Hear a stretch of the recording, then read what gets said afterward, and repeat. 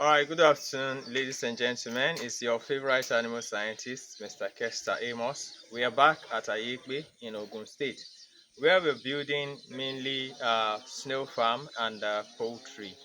We have the poultry house, the brooder section, and also the layer section. And then the snail farm, we have the concrete pens and the greenhouses. So where we are is the concrete pen building. We are actually constructing, as you can see, it's very obvious.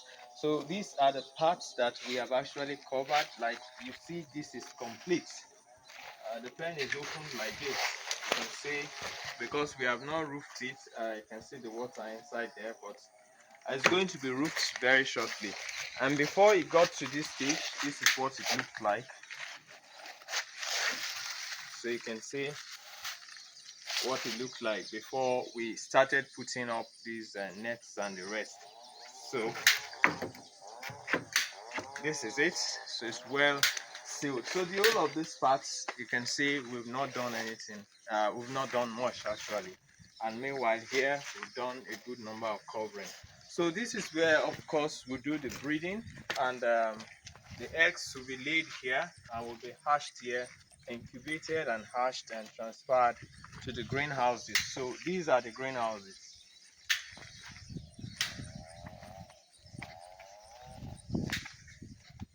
So we have three of them. This is one, two, three. So it goes all the way down there. We are done with the installation as it is. We are preparing the soil for cultivation. So that's what we're doing. So we'll just show you inside what it looks like.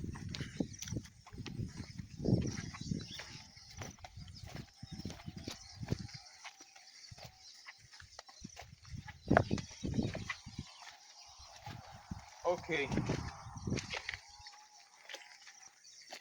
so this is what it looks like inside. You can see the soil preparation is ongoing.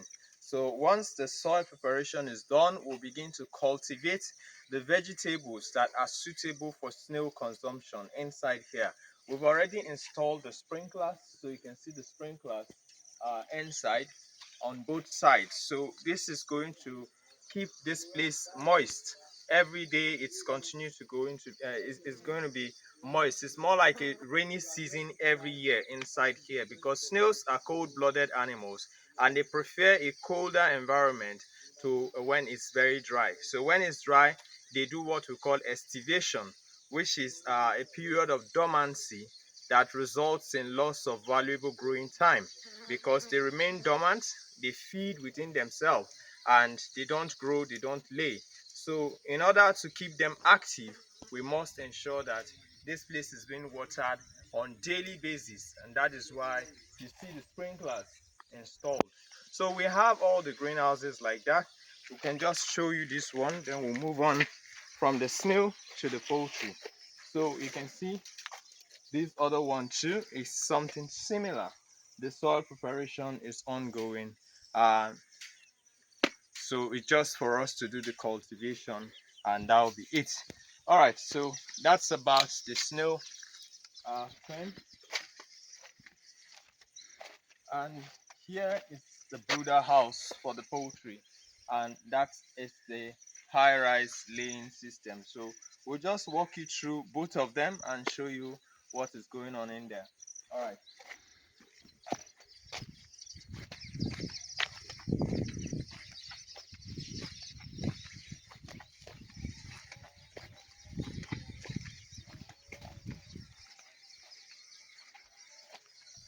Okay, so this is the door to the brooder house. We have many doors, but this is the one from this end. So you can see this is how it is being designed inside. This is the brooder house.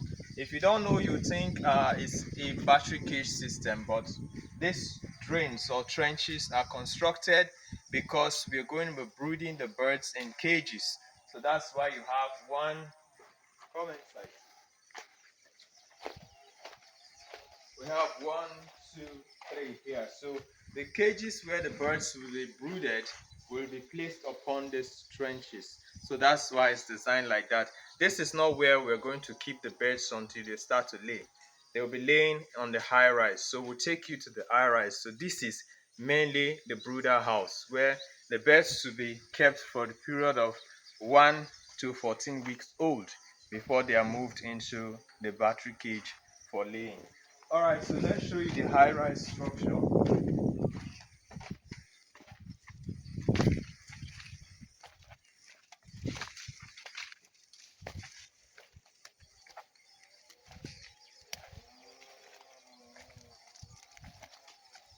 So this is the side view of the high-rise structure. You can see how it is neatly done. This high-rise is quite high. One can go under it and walk uprightly. So there's a step through the other end of it. So we're going to climb it. I just wanted you to see what it looks like on the side. We are beginning to start the roofing work, and very soon we'll be putting the roofing sheets and rounding it up with the wire mesh by the side. So this is what it looks like under. So come under here. So you can see I can stand upright under the high-rise structure. It is not so short that I have to squeeze myself in. Now this is the drain. This is the collector for the manure. We are going to cast the whole of this. So when the manure drops from the top, it doesn't drop on the bare soil, which is going to make it really mushy and difficult to scrape out. So this area you see, this one, and this one, this is where the manure is going to drop into. When we climb up, you're going to see it clearly. So we'll cast the whole of this, so when the manure drops, we'll have a litter material here. So when the manure drops, the litter will absorb, and after a time it will be packed. And that litter is also useful because a lot of crop farmers are looking for this poultry litter. So it makes it a lot easier to clean the droppings on the floor instead of just keeping it on the bare ground.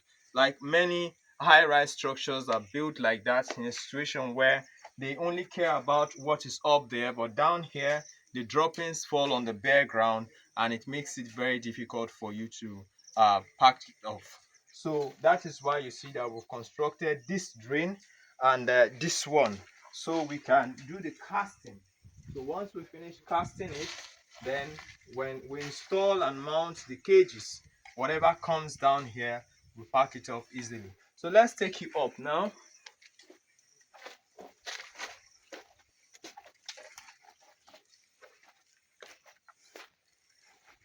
So this is our step. You can see how it is constructed. We're going to dress it and make it look really nice. All right, so you come upstairs.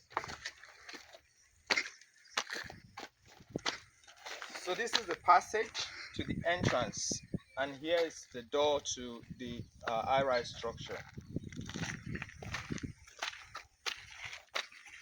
So this is what it looks like. This is the run, the passage or the run where we'll have our feeder tank. It's either we'll position it here or we'll take it somewhere here.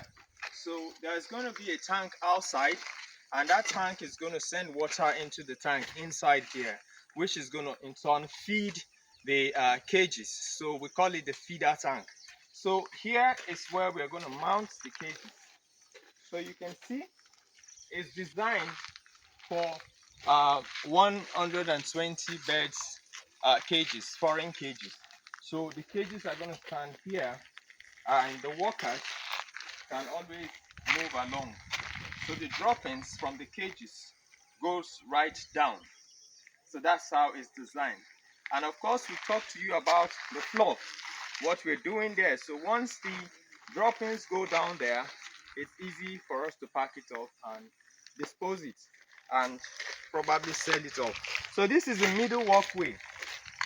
So while you are here, you can walk on the cages here and also walk on the cages here. So that is how it's designed. And if you want to turn to the cage, the birds on the other side, you take this way. So you come right here and you attend to the birds here. So we're going to walk you now straight to the end and show you what it looks like at the end. All right, so come with me.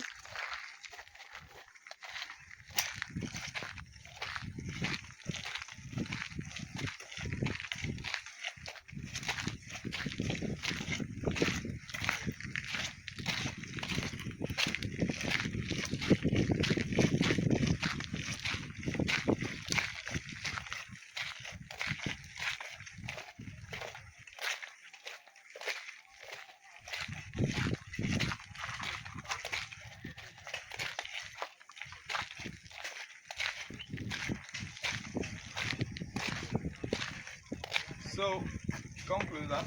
So you can see we are almost, or we are at the extreme end. Now I designed it in a way that you can actually move around, turn from either side of the end. Many high-rise structures, they will just take it right to the end. You have to walk down to this extreme and then go back to the passage. But here we designed this in a way that if you're coming from the other side, you can easily turn to come through the middle, or you want to go through the other extreme. So that's how it's designed. So the cages are actually going to stop here, and you can walk this way and come down here and go like this again. So that's how it's designed. And this design is for 5,000 layers. So that's the design we have here for 5,000 birds. So this is the second high-rise structure we are actually building, and of course we have learned from this as well. Always we try to add one thing or the other to it to make it look more perfect. We'll make sure that every one we do is always better than the other, because we are being innovative. We don't want to be stagnant, and of course we continue to research and see how to bring the best modern structures for poultry and every other livestock. So that's what we're doing here at Ayekbe in Ogun State, in proximity to Ikene. And of course, this is the second video we are making. We made the first video while we're still doing the wood slab for us to do this casting. So its third video will come in when we're installing the cages, or when the cages are already installed, and of course we're stocking the place. We're going to make another video for that. So please, if you want to see the completion of this work, make sure you subscribe and click on the bell icon, so when we post the other video, you're going to get a notification for it. So just keep following us. We have great contents coming your way. And until we see you again, thank you, God bless you, and bye bye.